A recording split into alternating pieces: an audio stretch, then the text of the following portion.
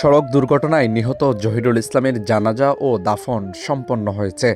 লক্ষ্মীপুরের রামগঞ্জ উপজেলার ভোলাকোট ইউনিয়নের শাকতলা গ্রামের জহির উদ্দিন কাজী সাহেবের বাড়ির বাসিন্দা মোহাম্মদ জহিরুল ইসলাম সড়ক দুর্ঘটনায় নিহত হয়েছেন।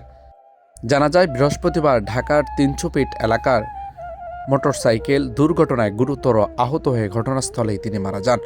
স্থানীয়রা তাকে দ্রুত হাসপাতালে নিয়ে গেলে কর্তব্যরত চিকিৎসক তাকে মৃত ঘোষণা করেন। পরে মরদেহ নিজ গ্রামে আনা হলে পারিবারিক কবরস্থানে জানাজা শেষে দাফন সম্পন্ন করা হয়। তার মৃত্যুতে পরিবার ও এলাকা জুড়ে শোকের ছায়া নেমে এসেছে।